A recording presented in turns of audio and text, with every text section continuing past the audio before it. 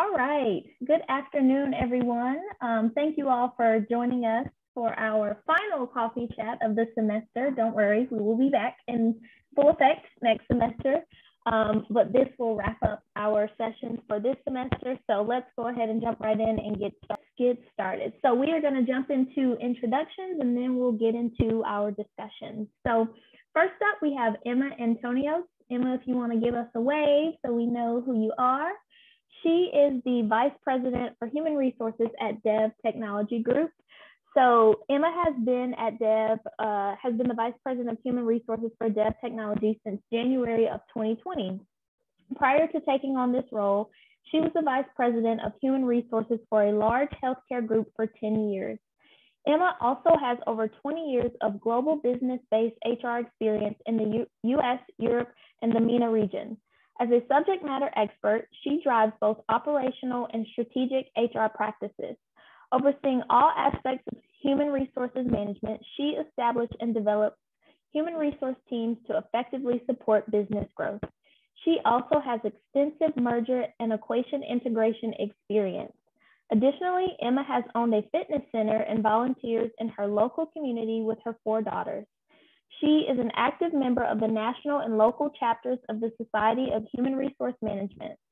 Emma holds a BA from Cleveland State University and an MA from the University of Central Florida. She is also a certified senior professional in human resources, a certified Scrum Master, and a certified project manager. So we are excited to have you, Emma. Thank you for doing this and joining us today. Thanks, I'm excited to be here. All right, next we have Sherry Elliott. Sherry, if you give us a little wave. Sherry is a senior project manager at Dev Technology Group. She graduated from NSU PMP. Sherry is currently a senior project manager and has worked in IT for over 20 years. She has been with Dev Technology Group in support of 2 DHS contracts for 5 of those years. In addition to her support of the contract, she is involved with numerous corporate initiatives at Dev Technology, including the Women in Technology at Dev Tech Steering Committee, president and founder of the Dev Tech Toastmasters chapter, Fun Patrol Steering Committee, and founder of a group at Dev called Cultural Champions. She is also the host for Dev's podcast, DevCast Culture, where she discusses topics that focus on diversity, equity, and inclusion. Sherry is a community advocate specifically for women and children.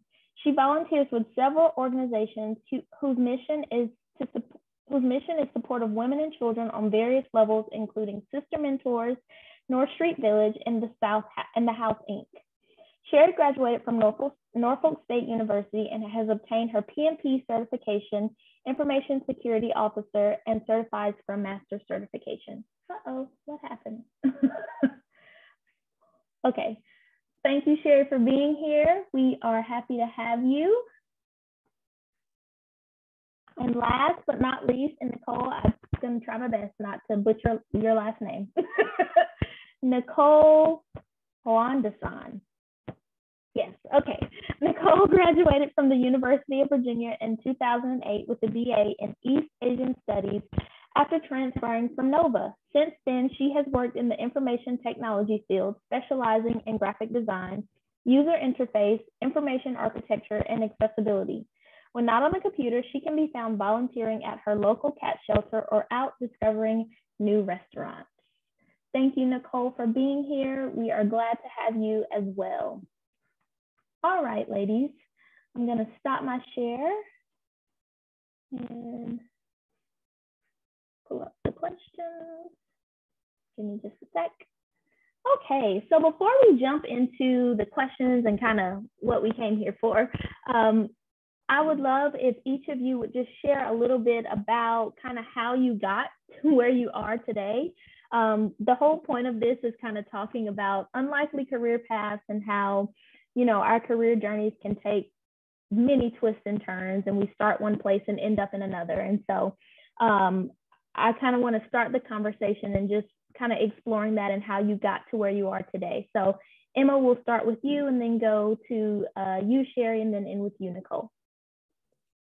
All right, thanks. I'm going to try to keep this brief, but my story is very unique, so I do want to share it. I majored in English, and I had no idea what I was going to do once I graduated, but I started teaching English as a second language. It was great for the time because I had two children. While I had one daughter when I was in college, and I was pregnant with the second one when I was graduating. So I was able to teach. You know, my hours were flexible, and it was kind of you know, I wasn't English grammar. I wasn't teaching in a formal school, but I was still able to use my degree a little bit. And eventually I kind of grew with that organization, and it was at the University of Central Florida, and started directing those language centers, a couple of them throughout the US. And I still had no idea what I really wanted to do. I just kind of fell into this path. And during that time, I was going through a divorce, and really quick, my husband took the kids to Dubai and called me and said he's not bringing them back. So I had to make a choice. I could continue kind of the career trajectory I was on here in the United States, or I could go back and be with my kids. I thought I'd get them and come back and carry on my life, and that didn't happen. And I learned a lot about laws in another country, and I stayed there for 10 years. And was one of the best things that could have ever happened to me from a career perspective. I had access to the best technology, the best minds. At that time, the country was really flourishing and growing. And I started working in learning and development, and I thought this HR thing is pretty cool. And I wanted to learn more about all the other functions of HR, and I did. I had the opportunity to do that for Nissan and for Mercedes, some other US companies based there. Ultimately, I came back to the US when my daughters were going to college. And so that's how we made it back here in 2010. And I have been in HR and leading HR departments for, you know, all this time. So that's my story. Thank you, Emma. Sherry, you want to go ahead? Hello, everyone. Yes, Emma, you have a very courageous story. Every time I hear about it, it just touches me. My story is a little bit different. I grew up, I had a little bit of a tumultuous background when I grew up, but when I got to the point where it was time for me to start making decisions about what to do in life, I was like, I have no clue what to do. I was like, am I going to college? Am I going to get in the military? And I actually went both ways. I went back and forth for quite a while. You know, oh, I'm going to do the military on the school. So finally I went to school, and I get there and I'm like, okay, I'm going to major in computer science. Sit down with the advisor, and we're going over the curriculum, and all I see is math, which I hate. So I said, no, thank you. I'm going to change this major, and I'm going to actually do journalism. So my degree is actually a BA in journalism.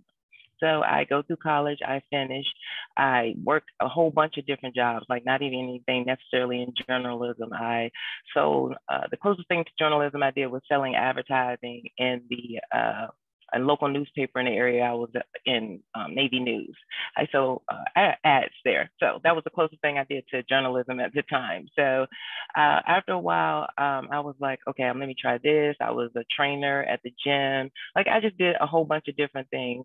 And then I was like, I'm bored. So I moved up to the Washington area, and it's still not working in any field really, just doing a bunch of different things. So I became a corporate concierge, and concept works just like a concierge in a hotel, only they sit in your office building, much like security officers, but they provide concierge services. So I was doing that, and I met this lady, and she was like, hey, MCI is opening up this local pop and they're hiring. I was like, I don't know anything about that. So I said, okay, I'll tell you what I'm gonna do. I'm gonna go to Verizon, and I'm gonna apply there for customer service. They make you do a battery test. The battery test said that I wasn't suited for customer service and that I should pull cable. So I said, no, I'm not pulling cable. So I declined on that. Fast forward, the lady comes back to me. She was like, they're really hiring. You know, I think you should come. And I applied, and they hired me, and they started training me. But every single day I had that job for like the first 6 months. On the way home, I said, I'm quitting. I can't do this. It makes no sense. I don't understand it. What are they talking about? What is cable? What is a jack? Like I was like, I don't understand any of this. It's not clicking.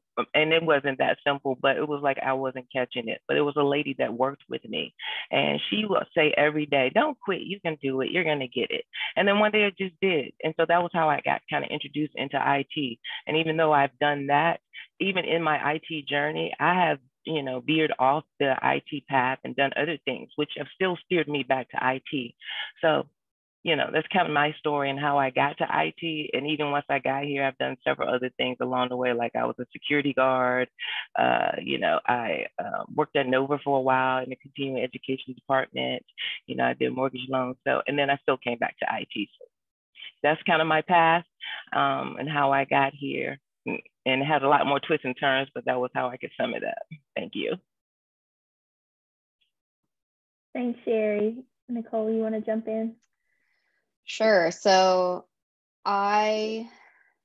first off, my dad's a computer engineer. My mom's a graphic artist. So I do both of those things. So I went to school to study Japanese and Chinese. And I was thinking I was going to teach Japanese in high school or middle school around this area, or teach English in Japan. But when I went to Virginia Tech, which is the school that our family has gone to for a couple of generations, they had, we were picking our classes and they didn't have Japanese anymore. So I was like, well, I can't do that here. So I had to withdraw. It was August.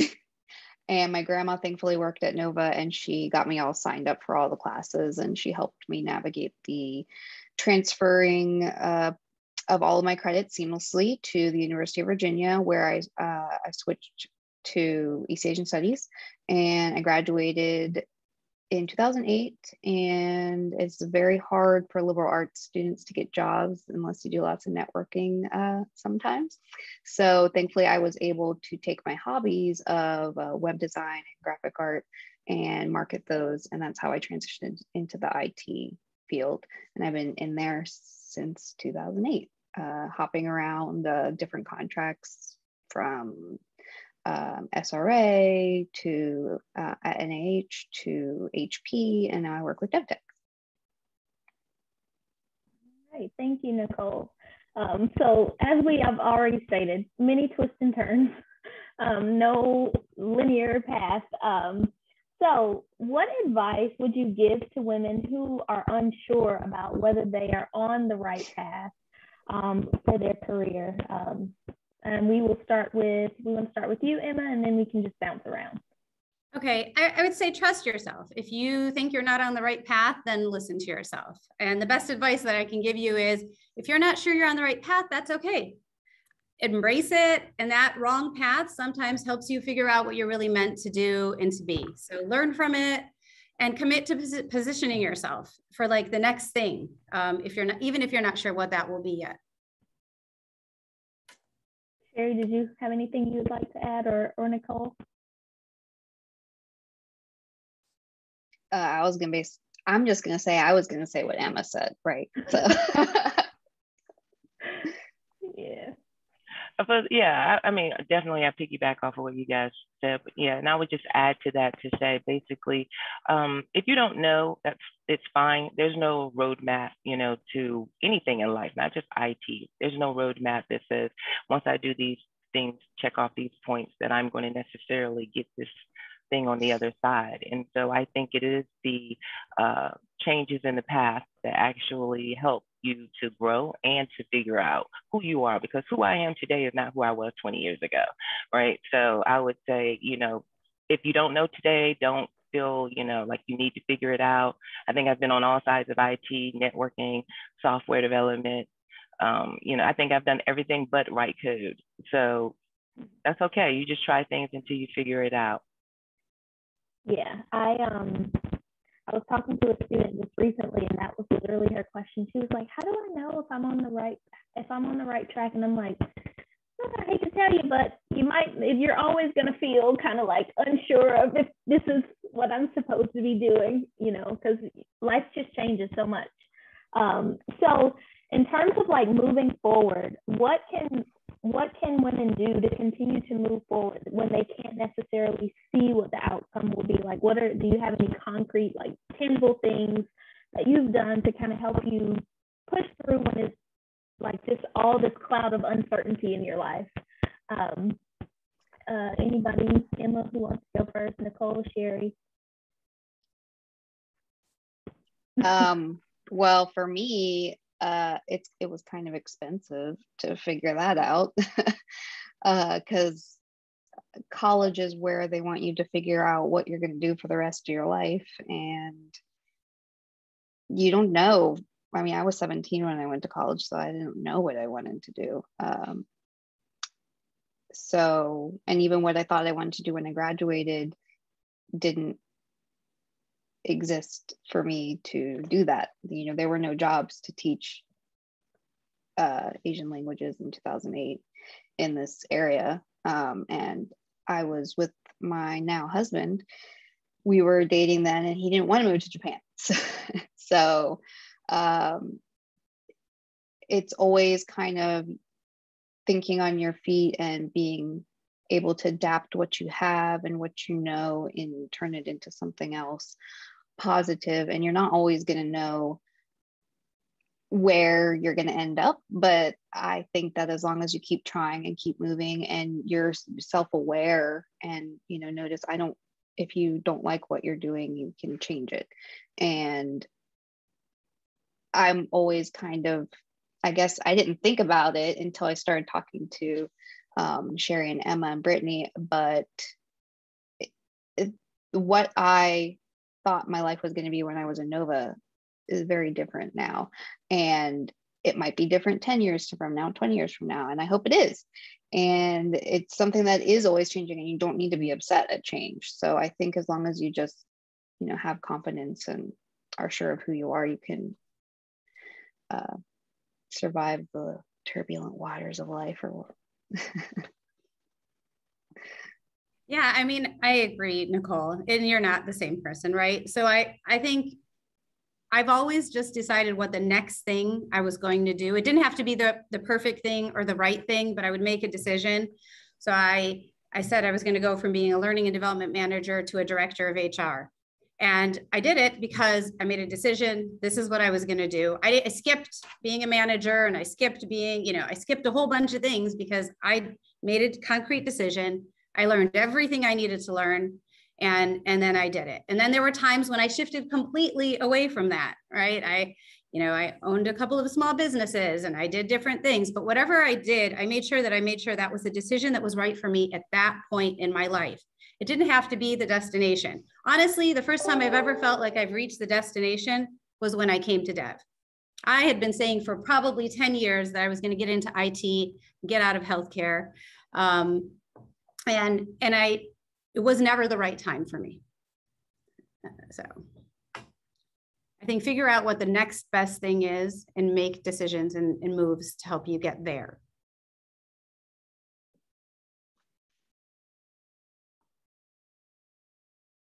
I like that. That can sometimes be just a struggle in and of itself to decide I'm going to do this and move forward on that.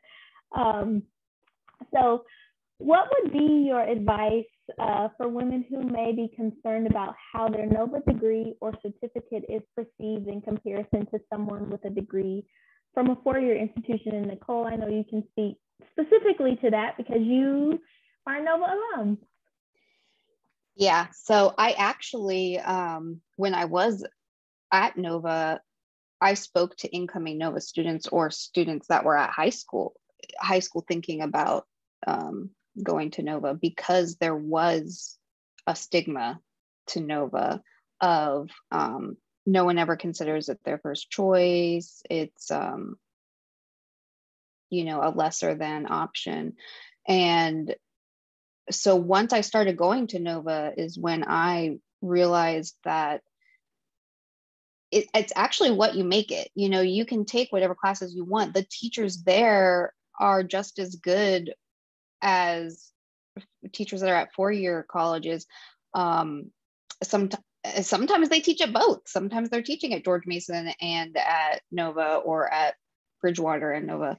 We have the First Lady teaches there still at a certain campus, and and I chose to be involved in honor society and tutoring and volunteering and things like that. So I thought that it was personally a great transition for me because I was very young when I was going into college. So I kind of think I needed that time to become more confident in myself, become more independent, take charge of my education and not just be dumped over somewhere in a different part of the state. I'm in a little bit of a unique position in terms of this question because I actually got my associates and then I transferred to University of Virginia because they have an agreement with, at that time, most universities in Virginia had a agreement with Nova that if you had a certain GPA, you were guaranteed admission. So I got accepted into William & Mary and University of Virginia. I went to University of Virginia. So I technically have a 4-year degree or a bachelor's degree from University of Virginia, but my brother actually has an associate's and he went to George Mason for art classes and he just has his associate's because he didn't think he needed to finish at George Mason for art because that's a very, how much can you learn in a classroom, right?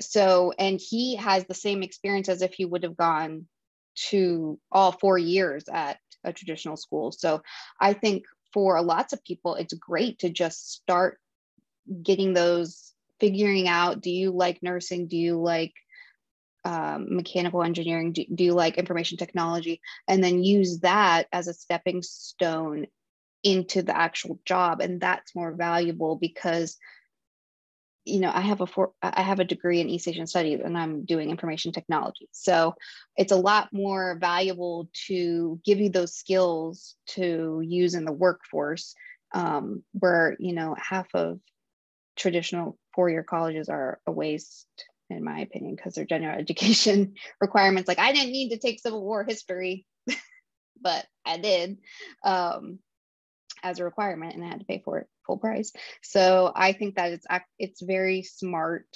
to go to Nova for certain things instead of a 4-year degree. And I did not receive any stigma at all when people see that on my resume, seeing that I went to Nova. So I'm glad that I did it. And I wish that there was less of a stigma for incoming students. And I think it's gotten a lot better in the past 10 plus years. Yeah, I would agree. I would say that also the pandemic has really helped with the stigma just in terms of how people, you know, get education and obtain knowledge because everybody had time to, you know, dive into things and learn about new things that they wouldn't normally have the time to do had they not been stuck in their houses. And so a lot of people got certificates and they took Udemy classes and Google certifications and all these things. And you see people transitioning into new fields that may not have been possible prior to this kind of shift. So I think Nova is a great option, especially for like some of the certificate programs that we have, like cloud computing and cybersecurity, where you can come, you can learn, get a couple certs, get some stuff under your belt, and then go out and get a job. Like that's a win-win. You're saving so much money. Yeah, it's very, very efficient. I wish that more people thought of it that way, as kind of like a cherry picking what you want to try or what you need to get to your desired new career. So yeah, it's really all about just being curious and being open to learning new things and kind of taking the initiative to create the experience that you want. And so in the vein of same vein of taking initiative, because tech changes so fast, IT changes so fast. So you do need to always be curious and take the initiative to learn new skills. What are some examples of ways that you all have taken the initiative to learn new skills, and how has that paid off for you and your career? And anyone can jump in and go first. I can start. I know for me, one of the things I do, a lot of times I always am asking questions, and I take very copious notes in every situation that I'm in. Every meeting I go to, I mean, the whole time I'm typing in or if I'm handwriting, but I'm taking very copious notes about what is going on. And along the way, there's some questions that, you know, I feel I need to ask. I will ask them during that time, but then other times I will get a collection of things.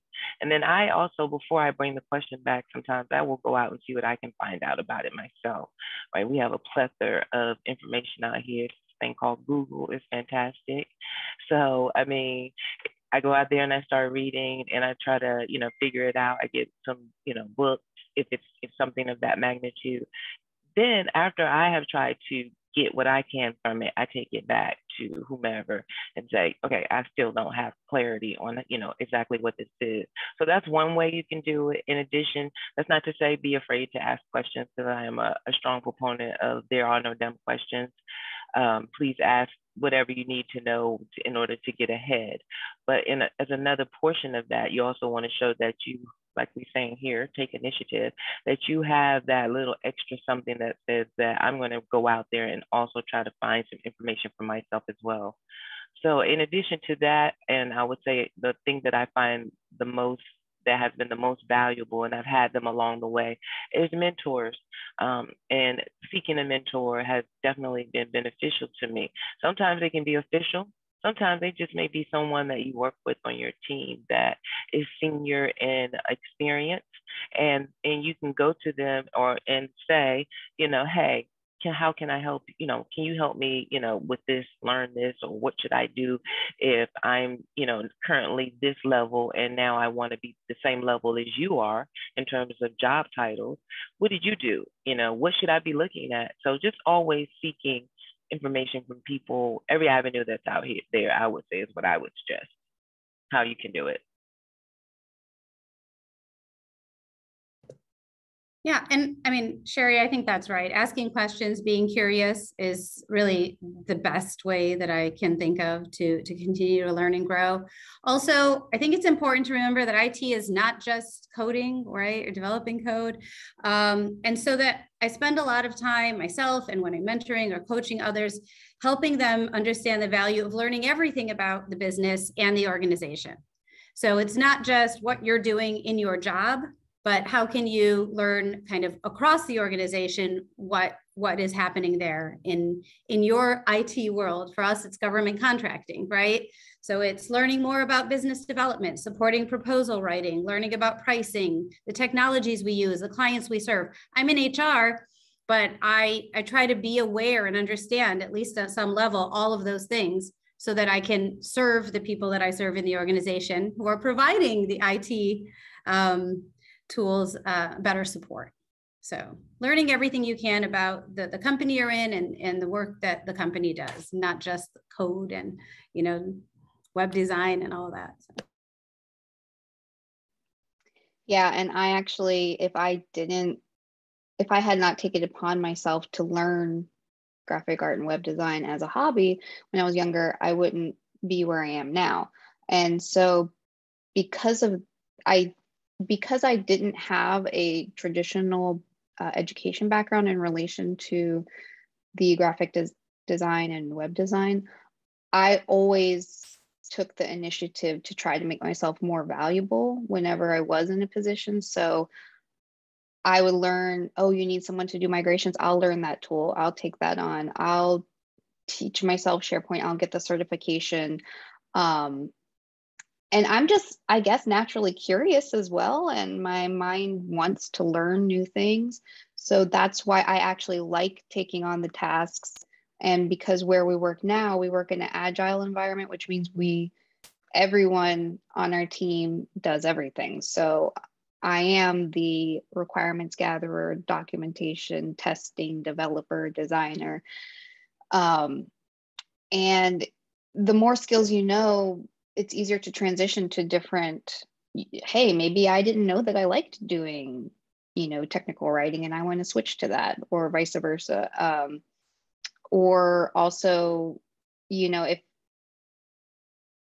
whenever you have contracts come up, you're just like, well, you know, Nicole can do 10 jobs. So, you know, we have to keep Nicole. What I hope they're saying. But Well, let's Yeah. look to Nicole on that fact. That's a fact. That's very, very true. How I got to dev is through 6 degrees of separation.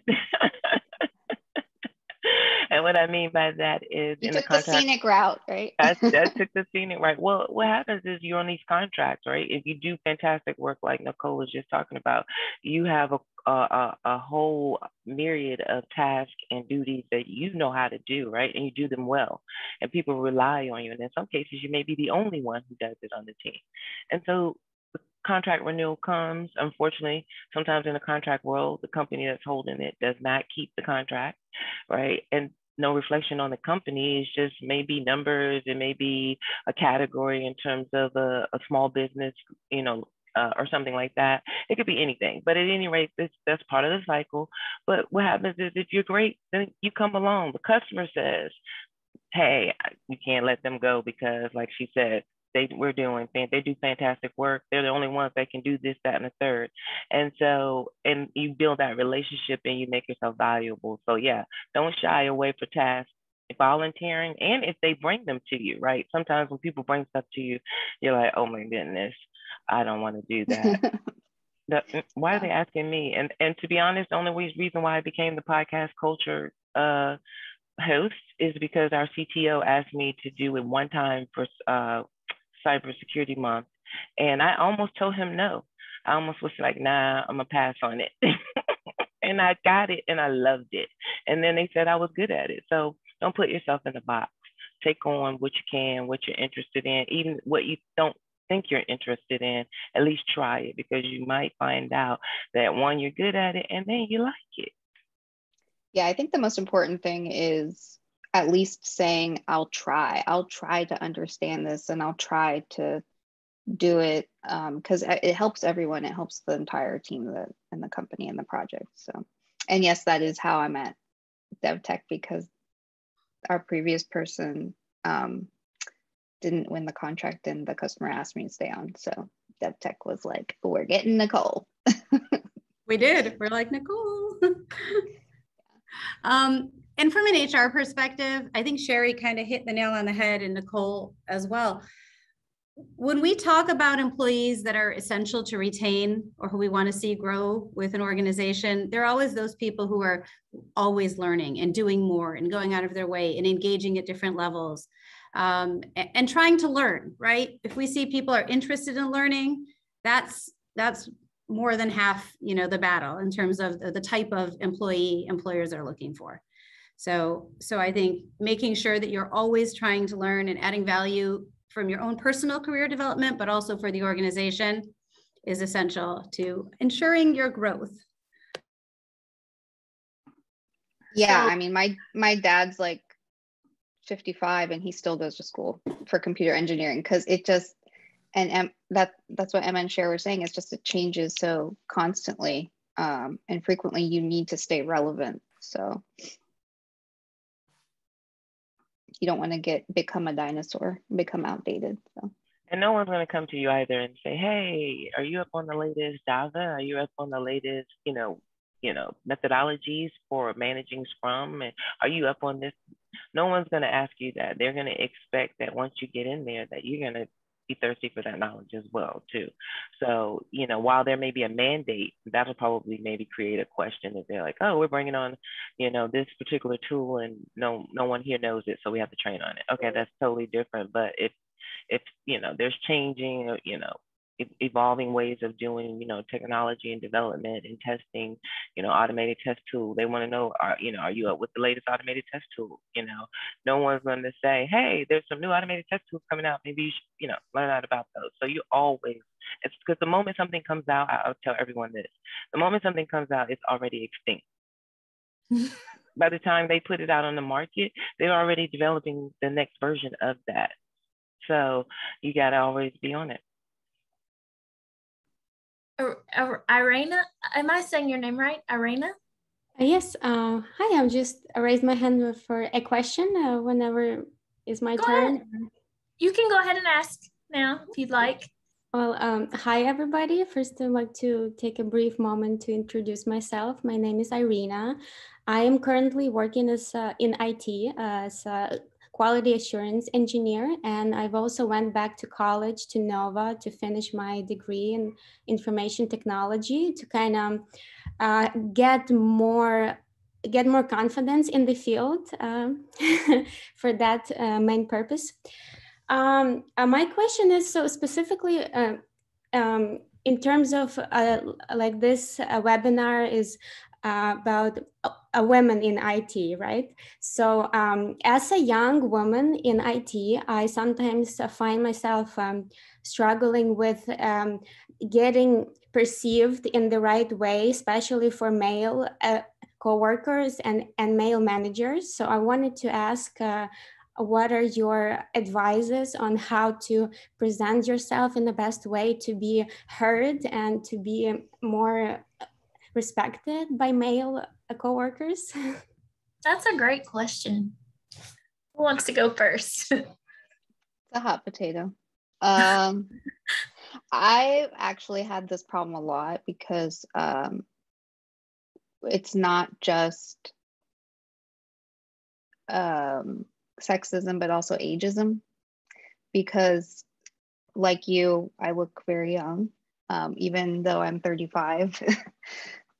So people always see me as like their daughter, or they don't respect me as much because I didn't have a traditional upbringing in terms of information technology education.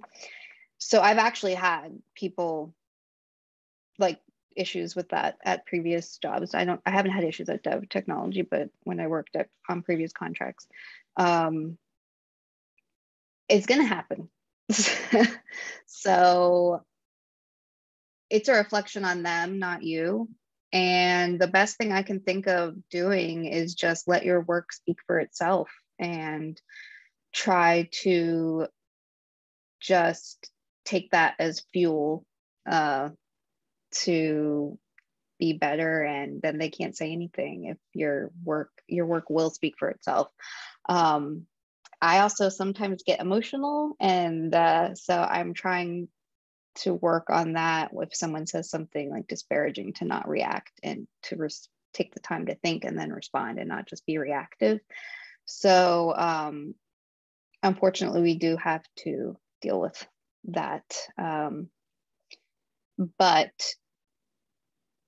as long as you are competent and let your work speak for itself, then other people will start to recognize that. And then people can't really say anything. And if they do, they're the minority. Yeah, I'm trying not to say anything too specific, but. No, those are good points, Nicole. And you have to advocate for yourself, right? Don't talk yourself down. Don't feel like you don't have the confidence already to do the job or to be as good as your male counterparts in the field. Advocate for yourself, ask for your worth, trust yourself, and find an organization that will value you for who you are. And I think that's really the best thing you can do. So you can come over to Dev. That's why it's kind of good that a lot of jobs are virtual and remote, because your work does speak for itself and people don't have to say that crazy girl with the green hair that looks like she's in 16, like they just know that, hey, that Nicole person delivers and we can count on them. And yeah, so I think it's actually getting a lot better now, especially since people are more aware about it and people are talking about it more. I mean, just think when our parents were getting into the IT field, it was completely different. I mean, they had dress codes, it was a boys' club, people couldn't get in. It was a lot more overt. And now times are changing, hopefully. So I think it's a lot easier. And if you have issues at a certain place, it's not you. And like Emma said, it's the culture, and they don't deserve you. So. Yeah, absolutely. I agree with what they both say. You definitely have to advocate for yourself. The one thing I was watching this TED Talk a while back, and the one thing the woman that was speaking was saying that men when you hear them talk, they're always, at the top of their game, whatever they're talking about. They do it the best. They're the greatest. No one can do it like them. It could be toast and bread. That's what they say. Women, we tend to be a lot more modest and humble in our approach. And, we don't want to stand up for ourselves. We'll see a job description and it'll ask for 6 things. And we'll say, oh, I got 4 of them. But we won't apply because we don't have those 2. They'll see the same job description and they'll have 2 of the things and they will still apply because they feel like they're at the top of their game. And so I learned that, right? So if I start looking at stuff like that and you're looking at for jobs and I see things, I don't care, tell people when they're looking for jobs, I said, listen, if you have, enough and you feel like the skills that you have cultivated to date, and that's the key. You always need to be making sure too that you let people know that the skills that you have, just because they don't necessarily go one-to-one, doesn't mean that they are not transferable. So you stand up and you say, yes, I don't have it specifically in this way, but here's how what I do have can bring you whatever it is that they're seeking in the job description. And basically it becomes a sales job. Your first part of the sales job is you sell yourself on paper. And the second part is when you sit in front of whomever you're interviewing with. So always, feel confident that you can get the job. And once I started doing that, I was getting a lot of jobs that I didn't have all the skills, but I got in there. And then once you get in there now, you got to hustle because you got to catch up because you don't have that. But you can get in there and do what you got to do. That's right. And Sherry made a great point about, our male counterparts applying for jobs that they are significantly underqualified for. Not only do they apply for them, when they're offered the jobs, typically women will say, oh, I'm flexible, or, we'll say we'll take the lowest in the range, while men will ask for something over the range, right, that is advertised. So please remember to just, find your voice and advocate for yourself. I can't emphasize that enough. Thank you. Thank you. Thank you for asking that question. That was a great question. So that kind of goes right into our next question that we have about some challenges and barriers that are inevitable. I mean, that's just a part of life. You're going to be thrown things that you do not expect that are going to test you. So are there any specific tools or practices that you all use to help you navigate challenges and persevere through those challenges? Also, I hope my audio is better. Can everybody hear me okay? Yeah, it's better now. So the question is basically what tools do we use in order to navigate when there's difficult situations? Yes. Well, first and foremost, I mean, it's always good to have someone that you can talk to in the workplace, right? A manager, a team lead, a senior employee. And when I say senior, I'm not speaking age. I meant someone that has a little bit more work experience in the area, or may have been at the company a little bit longer. You can speak to, HR, right? I always joke Emma about this, but every time she calls me, I'm like, what do you want? And I think that people have that premise of HR, like you're calling, it has to be bad news, and it's not. So we're supposed to use them as a tool as well, right, to help facilitate difficult situations. In addition to that, once they come, I mean, I think that if you know what the source of the problem is, if they're trying to say you're not, you're not skilled enough at whatever, then hone up on your skills. If they're saying that, you need to know this piece of data, or you need to know this piece of technology over this other technology, then, I would say learn that. I would also say that, I guess it all just kind of ties together. Still, you need to have a mentor. And the person that I say have someone you can talk to doesn't have to be your mentor. It just can be someone that you trust, right? I used to tell my kids, and I tell my friends too, I say, listen, my kids come to you to talk, that's fine, as long as they have someone they trust that's going to help guide them in the right direction. when they were younger. So as long as you trust the person, you know that they have your best interest at heart, you know, bring those things to them. Maybe they can give you some tips on, you know, well, when I was at this stage, this is what I did. And when I was at, you know, when this scenario happened, this is how I presented it.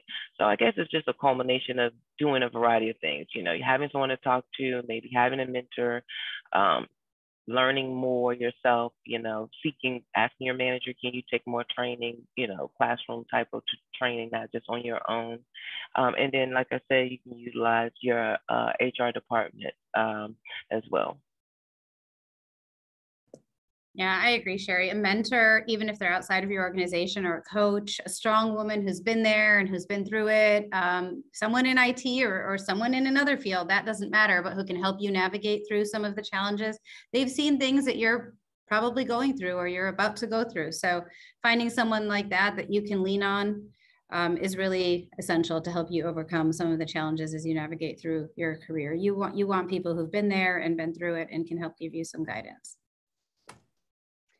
Yeah, and I tend to try to take a walk, or either literally or mentally, and try to take a step back and evaluate the situation and not take it as personal, and think, okay, is it actually like this, or am I just reacting?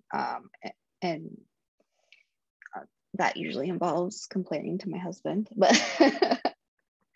so yeah, it's good to have someone that you can talk to that can give you trusted third objective advice. And because one of the biggest things is being able to admit when you're wrong, or admit, oh, okay, yes, I could see how they could see that. So that's one of the things that I really did not have when I was younger, and being more self-aware. So yeah, and maybe just like a good glass of wine. But those are my coping mechanisms. I would like to add something onto that. The only thing I would like to say also is that I always say I don't let people tell me who I am. I tell them who I am. And so the best way to do that is whatever people are saying, you know, that's, you know, you feel become a roadblock, you know, whether it's you're not skilled enough, whether it's your gender, whether it's your age, whatever they're trying to say, it may be a barrier. I don't ever rest on that. I don't allow people to dictate my story on any level, because this is my path, this is my life. So you tell me, oh yeah, Sherry is A, B, or C, and if that's not what I align with, then I'm going to say, no, that's not what Sherry is, but I'm going to show you who I am. And at that point, you'll have no choice but to see. You know what I'm saying? Don't ever let anyone tell you who you are. You always be the one to say who you are. That's great, Sherry. Yeah. If you don't tell your story, someone else will tell it for you. So. Yeah, I just typed in the chat, I love that, Sherry. And I love that so much. That was good. I'm getting some little tidbits here. Same. I can use.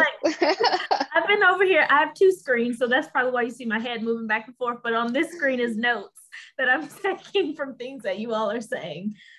So it's been good so far.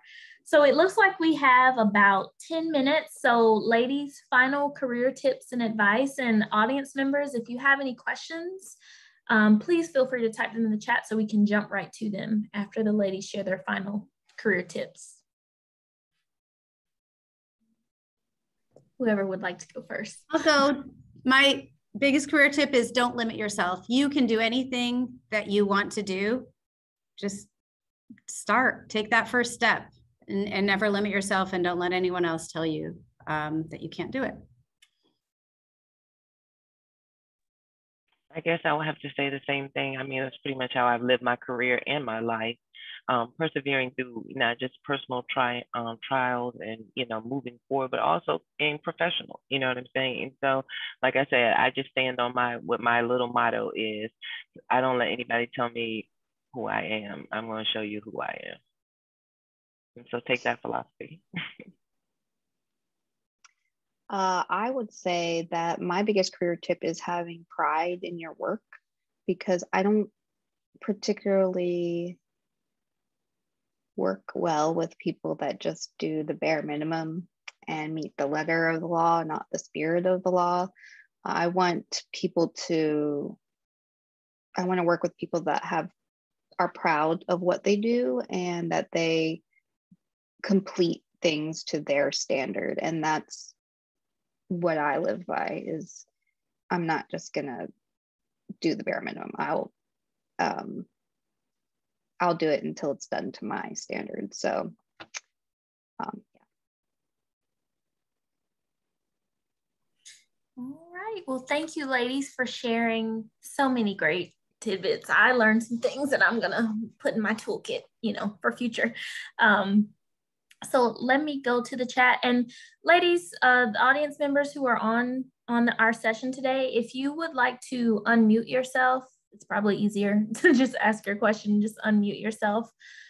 Just raise your hand or something before, so we're not all like jumping off, unmuting ourselves all at once and talking all over each other. Let's see, there was a question in the chat somewhere, but I gotta find it. Yeah, it was Serena. Okay, so it says, hi, Sherry. I have been asked by hiring managers why I have held so many different jobs. I am wondering what is the best way to answer such a question. Who was that, Serena? Serena, that is from Serena. Serena, have you stayed on the jobs for a period of time? Like, are you 6 months here, 6 months there, or a year? Like, what's your tenure timeline look like? Okay, I'm just gonna unmute myself. Yeah. So there's some positions that I stayed at for maybe a year because the contract transitioned and the company lost the contract, or I stayed for like 5 years, but they're all different jobs. Like some of them are not even relevant.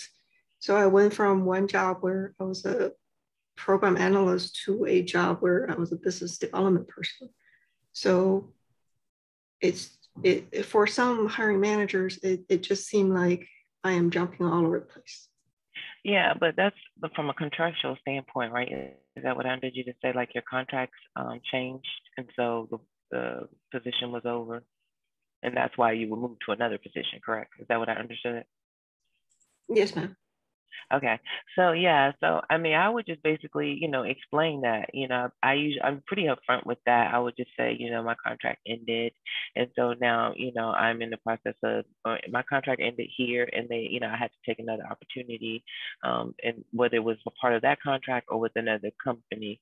Generally, if you just tell them that that is not a factor if you were terminated or, had poor performance. It's just the fact that once the work is over, if there's no, sometimes there is no pickup work. This contract is just over. Like what they wanted done is done, and they don't have an extension.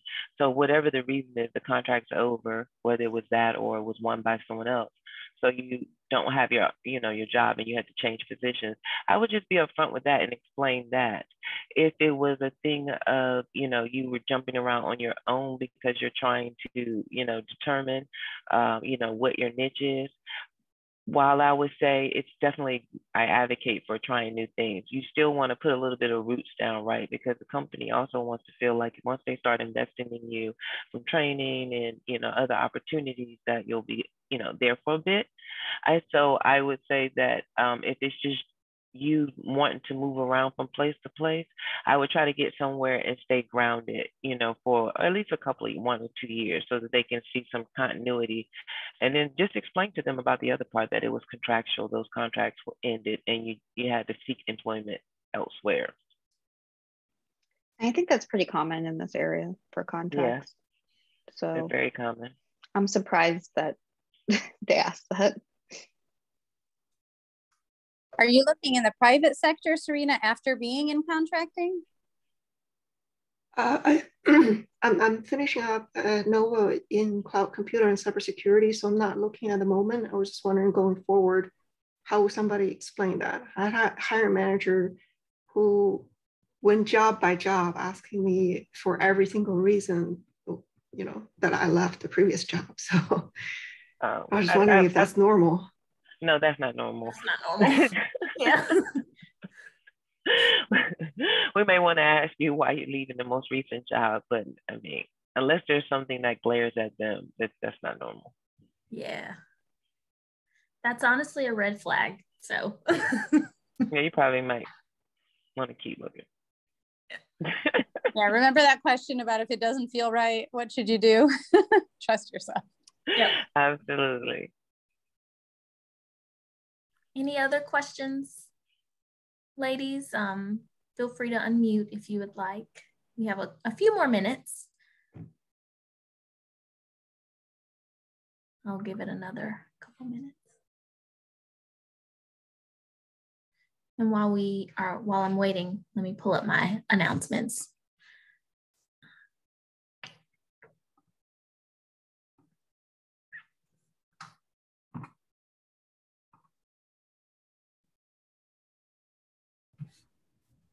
What? There we go. Since nobody else, I always have questions. So whenever I have a chance, especially I have this opportunity to talk with you guys, I want to keep every minute of it. I wanted to ask Nicole, you mentioned that you did not study for like a degree in design per se, but I was wondering what kind of other like courses you might have taken in order to succeed as a UX designer. I actually majored in East Asian studies, so I took no classes. But I had, because my dad was an engineer and my mom was a graphic artist, I had all these toys that I got to play with when I was in middle school and high school. So I had been making websites and graphic art since I was 12. And I just did it for fun. So I had a portfolio and everything already that I could show. And that was very, very important in the first 2 jobs out of college that I had, because to get the first one and then to get the one after that, they relied heavily on my portfolio. So they don't really care what you majored in, they care what you learned. So if you could show examples of what you learned or projects that you did in class, basically your portfolio for the first, at least 5 or 6 things. And then they rely heavily on references too when you're first starting out. But once you start, you just need that one person to take a chance on you. Once you start getting the real work experience, then after all of that is just on the job learning, because what you learned, even if I would have taken computer science 10, 15 years ago, it wouldn't be relevant now anyways. I would have to have continuing education, and I would have been learning that updated information through jobs. So I didn't take any certain certifications when I was in Nova or at University of Virginia. I did take some Microsoft certifications when I was in my 3rd job. So it all depends where you're going and what they want. But yeah, the portfolio I think is most important. Thank you. All right, ladies. Well, thank you all so much